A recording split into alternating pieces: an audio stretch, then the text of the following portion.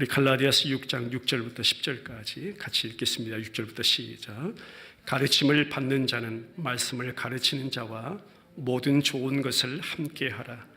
스스로 속이지 말라. 하나님은 업신여김을 받지 아니하시나니 사람이 무엇으로 심든지 그대로 거두리라.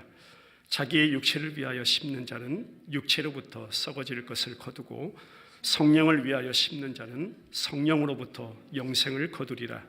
우리가 선을 행하되 낙심하지 말지니 포기하지 아니하면 때가 이름에 거두리라. 그러므로 우리는 기회 있는 대로 모든 이에게 착한 일을 하되 더욱 믿음의 가정들에게 할지니라. 아멘.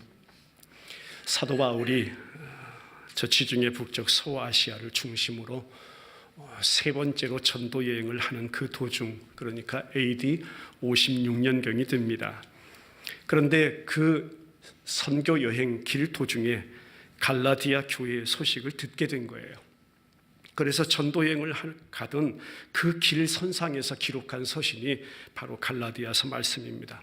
그 후에 AD 58년에 바울이 체포를 당하고 61년부터 63년까지 바울이 로마 감옥에 투옥되죠. 이때 감옥에 투옥된 그 과정 속에서 에베소서나 빌립보서나 우리 주일날 살펴보고 있는 골로새서나 빌레몬서 옥중서신의 4권의 말씀을 기록한 것입니다. 그리고 67년에 사도 바울이 순교를 당하게 되는 역사죠. 이신득이라, 율법, 즉 우리의 행함, 인간의 어떤 지킴, 우리의 의가 아니다. 우리가 의롭게 되는 것은 오직 예수 그리스도를 믿음으로서만 이루어지는 것이다. 예수 그리스도를 믿음으로 하나님 아버지 앞에 우리는 의롭다 인정을 받았다. 이것이 복음인 줄 믿습니다. 이 모든 진리를 개인적인 체험과 바울 자신이 연결을 해서 지금 왜곡되어 있는, 지금 변질되어 있는 이 이신득이의 진리를 바로잡기 원하고 그것을 원래 복음의 진리로 다시 변증하기 원하고 그 교회 안에 가만히 들어온 거짓 교사들, 율법주의자들, 율법 폐기론자들과 함께 정면 대항하면서 복음 진리의 정당성을 선포하는 말씀이 갈라디아서 전체 말씀입니다. 기록 동기가 뭘까요? 교회 지체들이 그러다 보니까 이단 사설에 빠져 있네요. 구원의 유일한 조건인 오직 예수 그리스도라고 저들이 들었고 그 그리스도를 믿는 가운데 칭의에 관한 그 복음의 진리 붙잡고 있었는데 그것을 자꾸 떠나게 되네요. 그것을 사도 바울이 책망하고 있고 이 외에 율법을, 그러니까 어떤 인간의 육체를, 어떤 행위를 첨가시켜서 죄인이 하나님 앞에서 의롭다함을 얻기 위해서 그리스도를 믿는 그 믿음으로만 안 돼. 율법의 다른 행위들을 지켜야 돼. 그러니까 육체의 할례도 우리에게 필요해. 반드시 받아야 돼.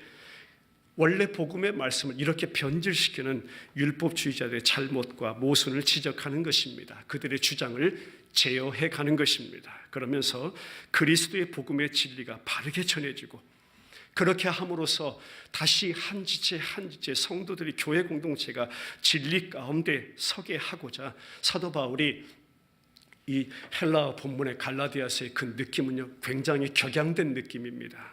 격분하는 거예요. 문장을 보면 단호해요. 아주 강해요. 신중해요. 저는 이렇게 표현하고 싶어요. 아주 전투적이에요. 그렇게 하나님의 말씀을 생명을 걸고 지금 전하고 있는 것입니다. 그래서 말씀의 성격상 어떤 신학자들은 작은 로마서라고도 부르는 이유가 거기에 있습니다. 처음 2장은 바울 자신이 자기를 변호하죠. 나 그리스도 안에서 부름받은 참된 사도다.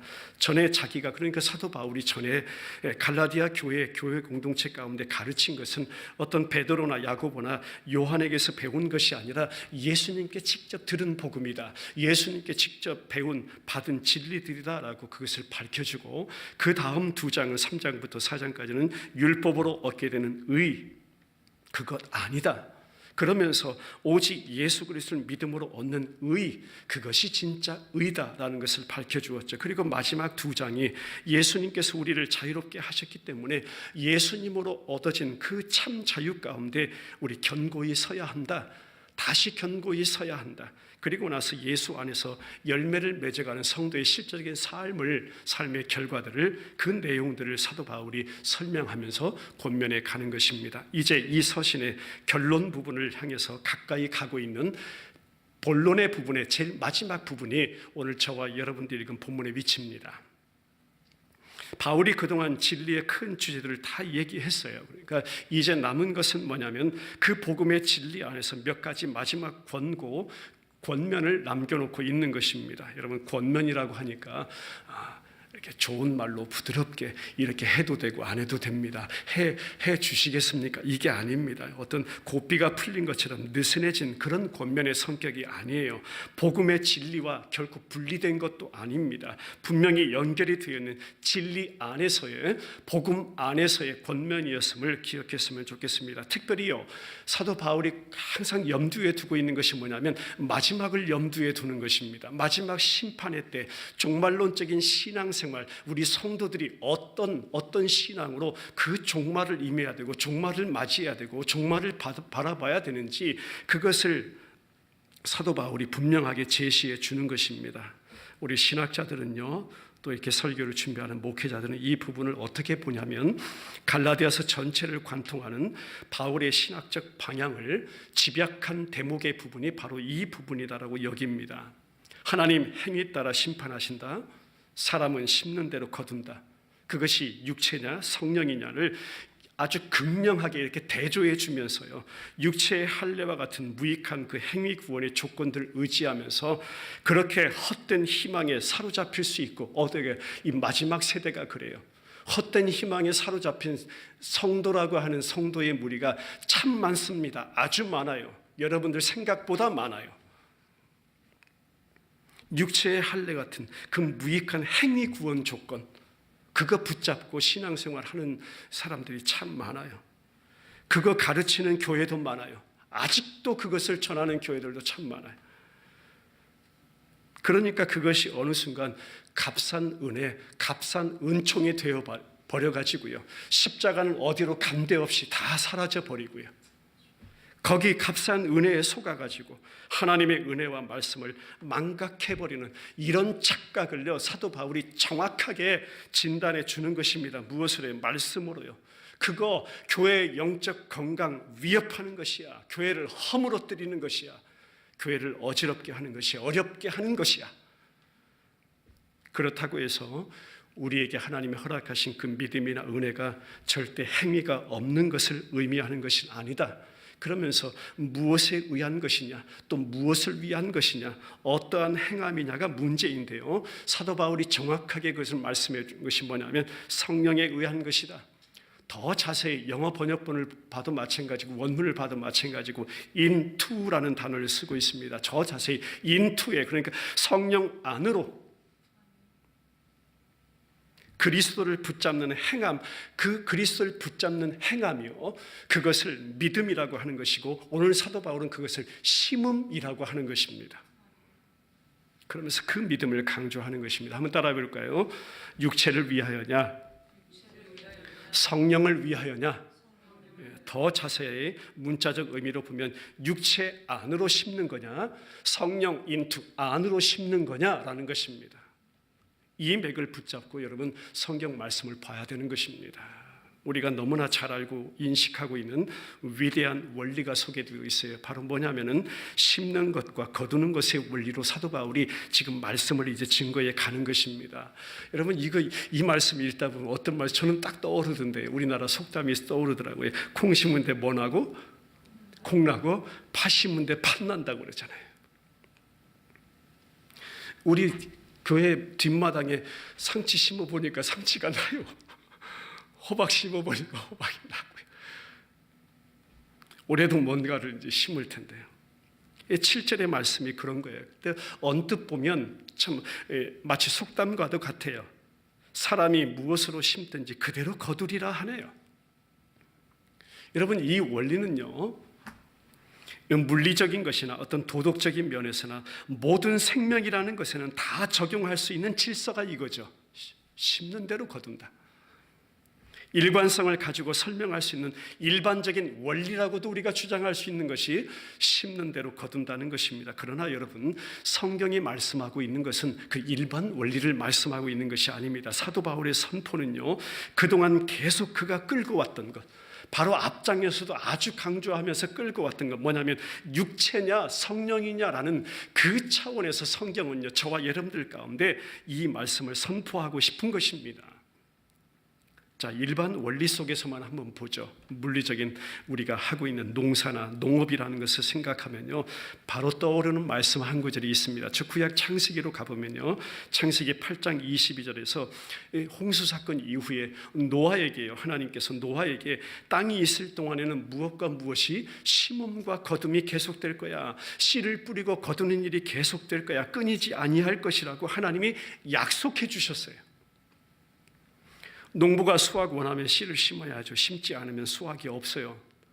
당연 어떤 수확의 종류나 질은요, 그가 뿌린 씨의 종류나 질에 의해서 이미 결정이 돼요. 우리 권사님 농사를 작년에 여름부터 시작해서 이제 짓고 있는데요, 권사님이 가끔 하시는 말씀이 있어요. 이 열매를 저희들이 따고 그것을 우리 지체들이 함께 나누어 이렇게 먹으면서 권사님이 어떤 말씀하셨냐면, 땅은 거짓말을 안 한다고, 땅은 거짓말을 하는 법이 없다고, 그렇게까지 이야기를 하는 것이 이 일반적인 원리입니다. 정말 거짓말을 하지 않아요. 밀 심으면 밀 거두고 좋은 씨 심으면 수확이 좋을 것이고, 나쁜 씨는요 보니까 수확도 좋지 못하고, 많이 심으니까 많이 수확을 기대할 수 있고, 적게 심으면 적게 거둘 수도 있는 것이라, 제대로 된 씨, 좋은 씨 많이 심을 때 풍작을 저와 여러분들이 기대할 수 있다는 이야기가 일반적인 원리입니다. 자, 도덕적인 부분에 한번 마찬가지입니다. 사람이 무엇을 심든지 그대로 거두리라.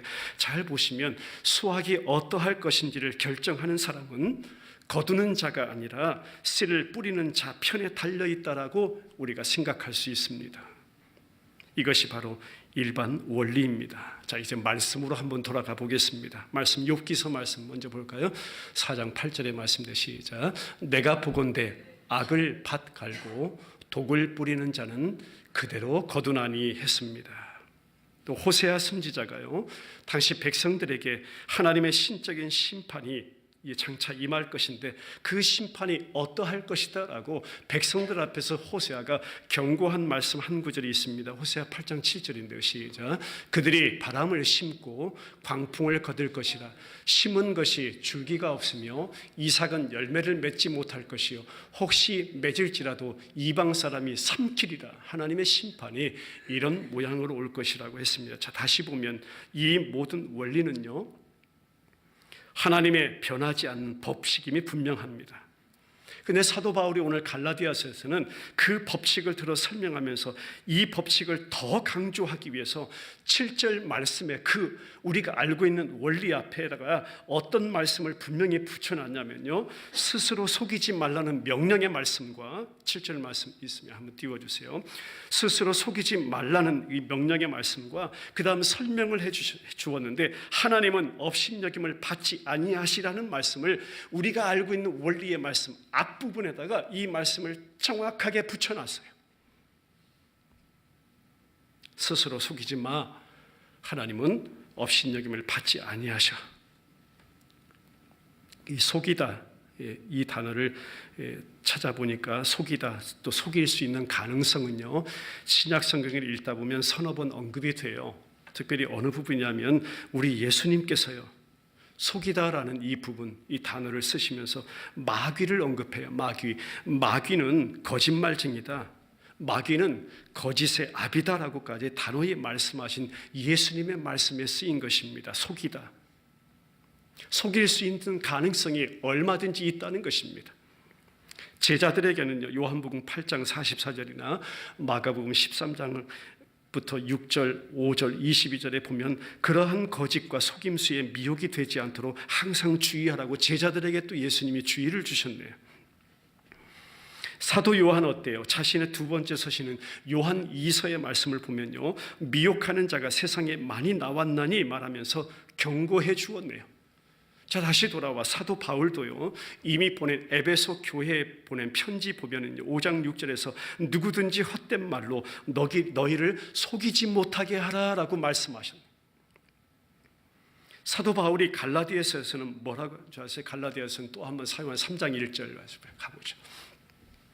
시작. 어리석도다 갈라디아 사람들아, 예수 그리스도께서 십자가에 못 박히신 것이 너희 눈앞에 밝히 보이거늘 누가 너희를 꾀도냐, 누가 너희를 속이도냐.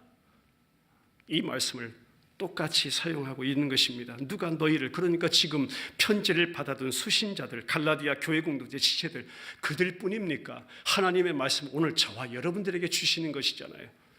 이 시대 교회 성도들, 사역자들, 우리들을 누가 꾀도냐?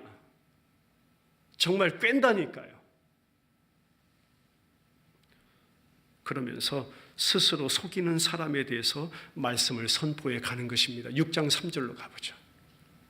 시작. 만일 누가 아무것도 되지 못하고 된 줄로 생각하면 스스로 어떻게 하는 것이라? 속임이라라고 했네요. 스스로 속인대요. 그리고 스스로 속아 넘어가고, 우리들을 포함해서요, 그 누구도 예외가 아닙니다. 하나님 앞에서요, 세상의 많은 사람들이 이 심음과 거둠, 뿌리는 것과 거두는 것, 파종과 수확에 대한 이 불변의 진리에 관해서 속고 있다는 것입니다. 말씀과는 상관없이요, 일반 원리만 날마다 적용하면서요, 신앙생활하는 가운데서도 이거에 속고 이거에 속이며 이거에 속으며 살아가고 있는 그런 형편을 지금 사도 바울이 갈라디아 교회 공동체에 띄우는 거예요. 이 시대도 마찬가지요. 그런 일반 원리만 생각하며 그 하나님의 불변의 그 진리에 관해 속고 살아가고 있다는 것이며, 지금 거짓 교사들이 이 속임수를 가지고 갈라디아 교회 공동체를 흔들어 놓는 거예요. 자, 말씀 조금 더 깊이 보겠습니다. 아주 자주 아무 생각 없이 씨를 뿌릴 때가 있습니다. 그리고서는 심은 씨가 당연히 그에 걸맞는 수확을 가져온다는 사실에 눈을 살짝 감아버리는 모습이 있습니다.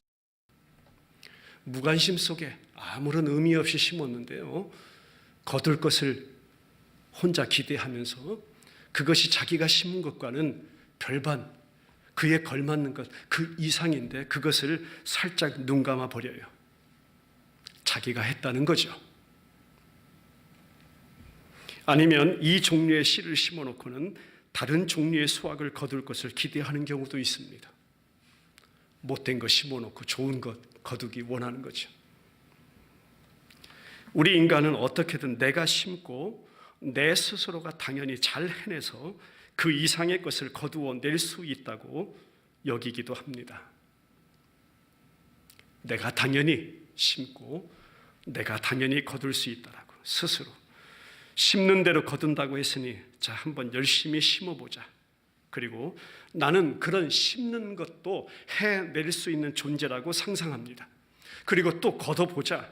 어떤 보상의 정도와 그 가치를 자기가 정해버립니다. 이만큼은 돼야지. 내가 이렇게 심었어요. 하나님, 이만큼은 돼야죠. 열매도 자기가 거둡니다. 그러니까 주인도 자기라고 여깁니다. 어느 순간 자기를 주인으로, 자기가 신되어 자기가 하나님으로 믿어버립니다. 그래서 다 자기가 주인이 되고 왕이 되고 주관자가 되고 계획자가 되고 명령하는 자가 되고 실행자가 되고 거두는 자가 누가 되어버려요? 내가 되어버립니다. 바로 나. 결국 모든 의, 공로, 영광의 가치를 스스로 자신이 다 차지해버리는 그런 모습이 되고 맙니다. 비일비재합니다. 자, 심지어 교회 안에서조차도 더 나아가서 정말 이 말씀 드릴 때마다 저 자신을 포함해서 참 부끄럽습니다. 목회자들이요, 목회를 그렇게 여겨버립니다. 하나님의 사역을 자기가 하고 그 사역이 자기 것이라 여기고, 원래 성도도 양도 주님의 것이라고 하시면서 주님께서 내 양을 먹이라고 했는데 그 내라는 것을 나로 받아들여 가지고요, 맡겨주신 주님의 양을 내 양이라고 서로 싸우고요, 내 양이라고 마음대로 살고 팔고요, 내 양으로 여기서 마음대로 명령하고 그 양들에게 횡패 부리고 말로 행동으로 또 설교와 말씀과 상관 목회와 전혀 다른 그 말과 행동으로요, 또 변질된 복음으로 이상한 거 엉뚱한 걸로 그 영적 생명을, 그 주님의 양을 죽이기까지 해버립니다. 아닌가요, 여러분?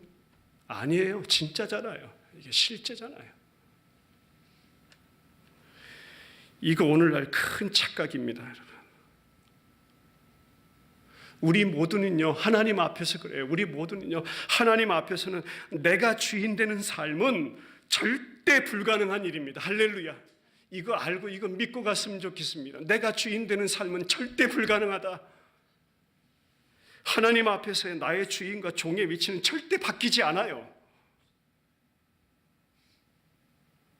종이 마음대로 주인을 바꿀 수도 없고요.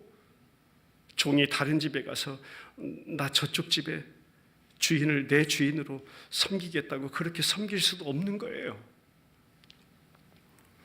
이전에 그러한 자였던, 성경은 이렇게 설명합니다. 그래서 이전에 그러한 자였던 우리들을요, 저와 여러분들요, 그러한 자였던, 이제는, 한번 따라해보세요. 이제는, 이게 복음의 은혜예요. 저와 여러분들이 받은 은혜가 그거예요.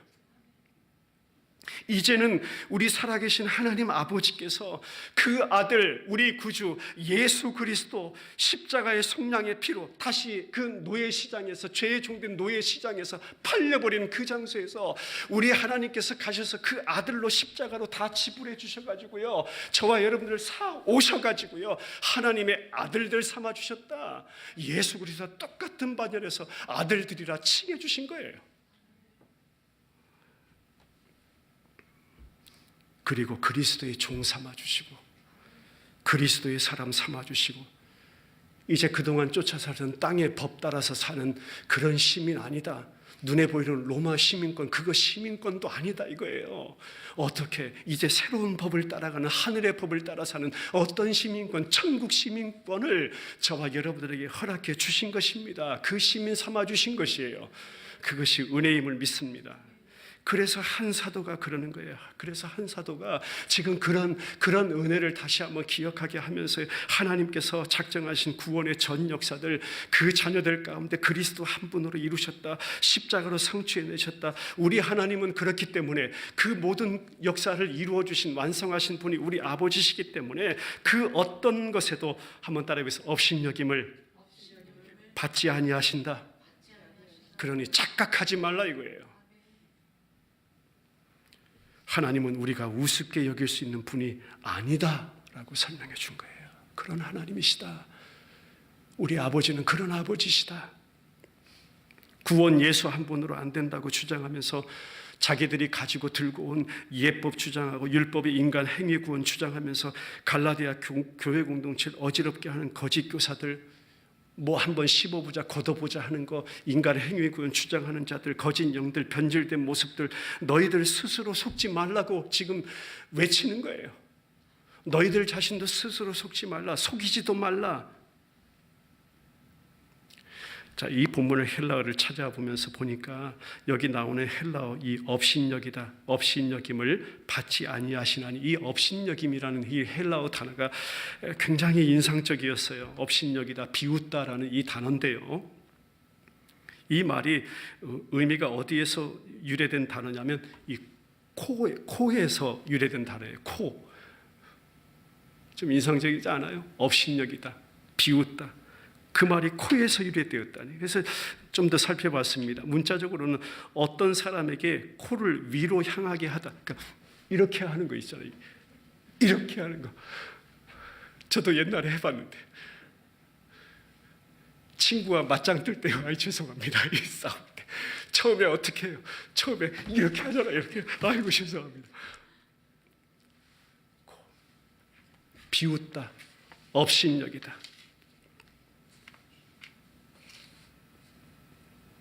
경멸함으로 대하다, 우롱하다, 내가 상대보다 선수치다.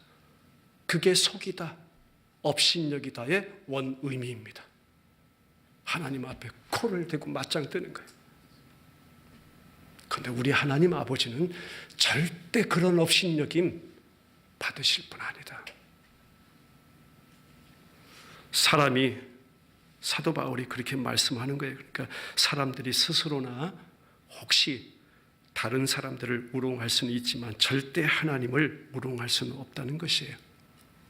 그래서 다시 이 유대 율법주의자들, 거짓 교사들, 제가 앞에서도 말씀드렸지만 이 시대 교회 목회자들, 우리 성도들 자신이 이러한 심음 그리고 거둠이라는 진리를 벗어날 수는 없다. 또 벗어날 수 있다고 생각할지 모르지만 실제로는 그럴 수 없는 것인데, 그들 자신이, 그러니까 우리들 자신이, 교회가 또 성도들이 씨를 뿌리고 그 결과에 대해서는 사람의 눈은 감아버릴 수는 있지만, 잘 들으셔야 돼요. 사람의 눈은 살짝 감아버릴 수는 있지만 언젠가는 하나님께서 반드시 수확물을 거두게 할 것이다 이거예요. 반드시 거둔대요. 그 하나님의 변하지 않는 법칙이라는 것입니다. 이렇게 설명하면서 이제 이러한 말씀의 진리가 성도들의 경험에, 이 성도들의 신앙생활에 적용되는 그 부분을 사도 바울이 세 가지로 설명해 가는 것이 이 본문 계속 이어지는 말씀입니다. 자, 마지막으로 따라해 보죠. 육체를 위하여냐? 성령을 위하여냐? 자, 그렇다면 그 심음이라는 것이 육체를 위하냐, 더 자세히 육체 안으로 심는 거냐, 아니면 성령을 위한 것이냐, 성령 안으로 심는 거냐? 성경은 그 말씀하고 있어요. 그러면서 사도 바울이 어떤 말씀으로 이야기하냐면 이제 다음 시간 이어서 살펴보도록 하겠는데요. 성도의 사역, 육체 안으로 심는 거냐, 성령 안으로 심는 거냐? 가르치는 자, 가르침을 받는 자 언급하죠. 그거 육체로 심는 거냐, 성령으로 심는 거냐? 성도의 거룩한 삶도 이야기합니다. 그러면서 육체를 위하여 그거 심는 거냐, 또 성령을 위하여 심는 거냐? 성도의 착한 행실, 윤리적인 부분도 이야기합니다. 도덕적인 부분도 이야기합니다. 그런데 성도의 그 착한, 저와 여러분들이 한 착한 행실, 그거 육체 안으로 심는 거냐, 성령 안으로 심는 거냐?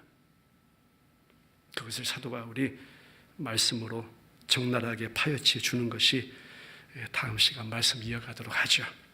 정말 마지막 때를 염두에 둔 종말론적인 이 성도들의 신앙의 관점 분명하게 정리해 주는 말씀의 부분이라고 믿습니다. 우리 다음 시간 다시 한번 기대하면서 오늘 말씀 여기서 마무리하도록 하겠습니다. 우리 같이 기도드리죠. 심음과 거둠, 참 일반 원리 속에서도 또 일관성을 가지고 우리가 주장하고 말할 수 있는 것인데, 사도 바울이 오늘 다시 하나님의 말씀으로 돌아와 심음과 거둠이라는 이 하나님의 변하지 않는 이 법칙, 원리, 진리를 따라 그 앞에 스스로 속이지 말라고, 하나님은 절대 그 어떤 것에도 비웃음이나 속임이나 업신여김을 받으실 분이 아니라고 우리 가운데 확실히 증거해 주옵습니다. 우리 성도들에게 심음, 육체로냐 성령으로냐, 육체 안으로 심는 것인가, 성령 안으로 심는 것인가? 다시 한번 하나님께서 사도 바울을 통해 갈라디아 교회 공동체 안에 주신 그 귀한 말씀의 진리를 따라서 우리들의 또 모든 사역에도, 우리들의 거룩한 또 성도들의 삶 가운데서도, 우리들의 착한 행실 가운데서도 말씀으로 다시 한번 비추어 보게 하시고 적용하게 하시며, 육체로냐 성령으로냐, 성경에서 말씀하고 있는 그 차원의 깊이를 또 깨달아 알아갈 수 있도록 은혜 베풀어 주옵소서.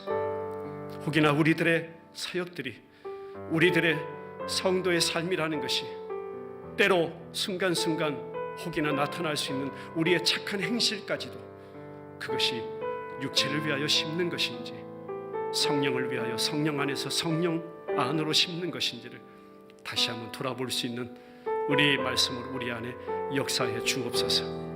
다시 한번 말씀 가운데 교회 공동체가 하나님 그렇게 세워지길 원하고, 우리들의 삶도 마찬가지, 우리들의 모든 행실까지도 말씀을 따라 말씀에 비추어 말씀대로 이끌림을 받는 그런 귀한 우리 베델 침례교회 공동체, 이 땅의 모든 하나님의 교회들 사역자들 성도들 되기를 간절히 바라고 소원합니다. 다시 만나 예배하는 그 시간까지 우리 안에서 성령 하나님 동행하시고 일하여 주옵소서. 살아계신 예수님의 이름으로 기도드리옵나이다. 아멘.